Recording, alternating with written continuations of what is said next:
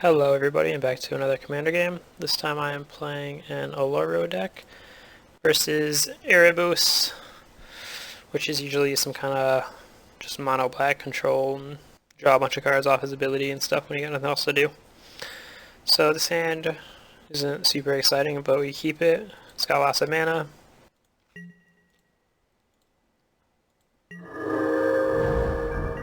I decided not to play Mana Vault right away. Might as well just keep it hidden until I'm ready to use it, because it often is just a one-time use sort of mana rock. Gotta fetch a land, then we draw Contagion class per turn. We'll just play out a Signet and pass though.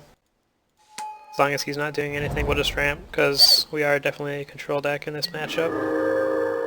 Then we draw Ugin, so it's a pretty good card to try and get out there with our Mana Vault.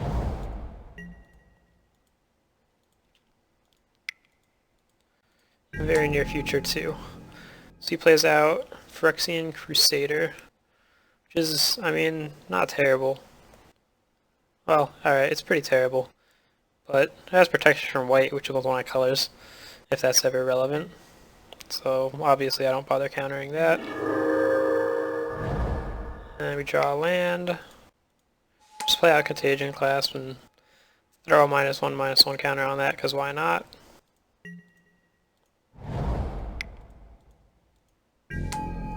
He plays out Mimic Bat and gives us 1 Infect. We draw Dark Signet. Dark Steel Ingot, sorry. I'll just play that out. Gives us another Infect. And he plays out Endrick Sar Master Breeder. So just get some Thralls. If you don't have Thralls, get more Thralls. If you have a lot of Thralls, sacrifice him. It's a card I see a lot, but I'm never super impressed with.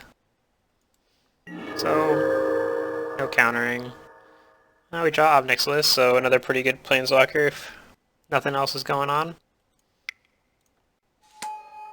So, now that we have the mana, it is time to ramp out, if I can learn how to use Signets.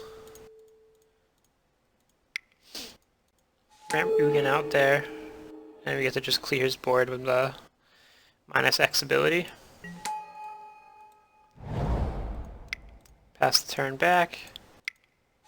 He casts Mind's Eye, so whenever we'll draw a card, he'll draw a card, which is pretty good for him. Of course, we're probably never going to untap this Mana Vault. No need to worry about that. Draw an island for turn. Oh, we're just going to cast Obnixilis here and draw a card. And we'll burn him a little with Ugin. So he plays a land, Soul Ring.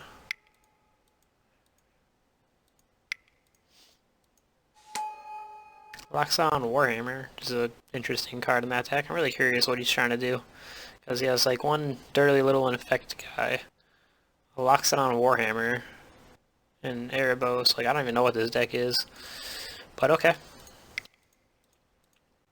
I'm pretty sure anything he plays we can just kill with Ugin and Obnixilis, so he's not in a good spot. And now we're sitting on 2 counterspells and a Wrath of Gods, so really not sure he can even come back at this point. And then there's another kill spell. Just pull farther ahead every time we draw a card. So we'll just play out Elspeth here, because we can do so while keeping up counterspell. And we'll take up all the Planeswalkers.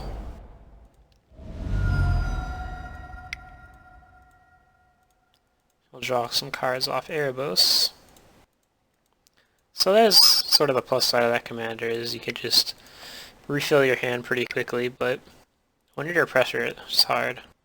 So he just plays out Bloodline Keeper, who, I mean, I could just kill without Ugin or Obnixilis. Probably Ugin, because ulting Obnixilis sounds like a good way to wrap this game up. He can put it under the Mimic Bat, which would allow him to play it out and make a vampire token at instant speed, which is not terrible, I guess.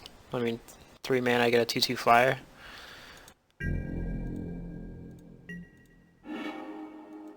Heck, if you wanted to, you could equip the Warhammer on it and just attack. 6 damage, I mean, it'd kill Ugin, but, well, not after I took him up.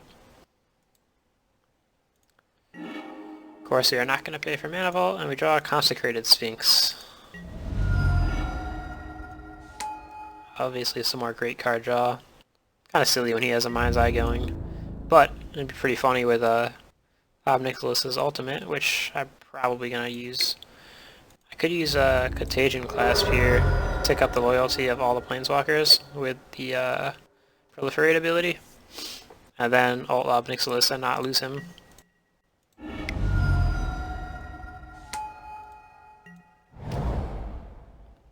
I just play out Mana Crypt though. He's going to draw some more cards.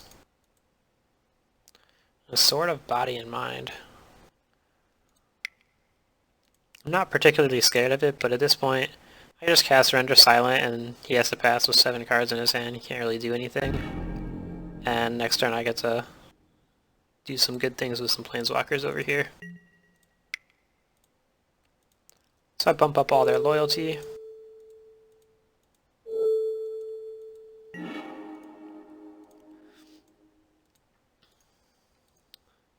And we won a flip. Not bad.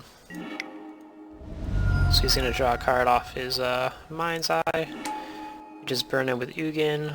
We'll ult Ob Nicholas, so now we have his emblem, which is around here somewhere.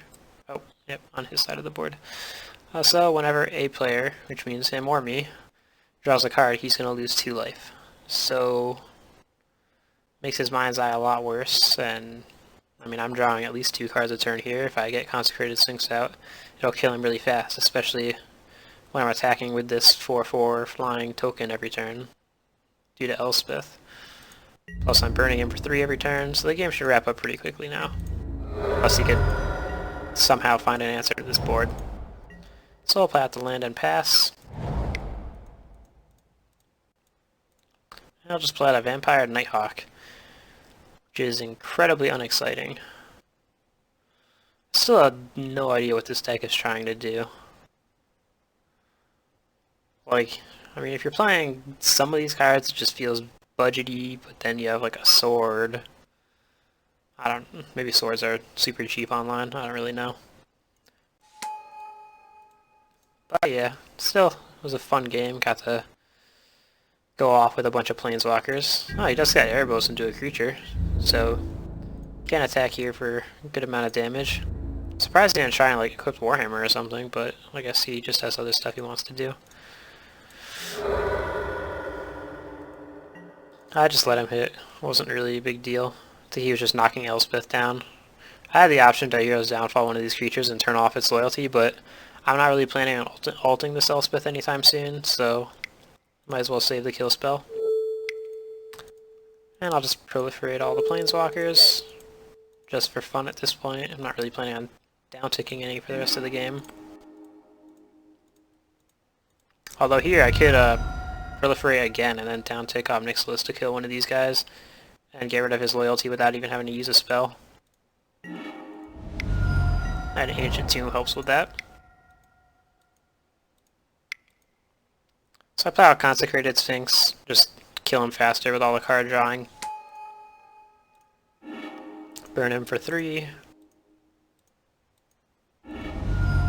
Draw a card, which does another 2 to him. Swing at him for 4. And now he's down to 3 life. So he's pretty much dead unless he somehow gains a bunch of life this turn, which he does have this Warhammer. I guess he could stick it on the Big Game Hunter. But actually, he's just dead at his upkeep, because he's going to draw 1 card, and then I'm going to draw 2, and that's 6 damage right there. Oh, so here we go. He has Tendrils of Corruption, so this is an attempt to gain life and survive a little bit longer. But I have the counterspell for it, and that ends the game.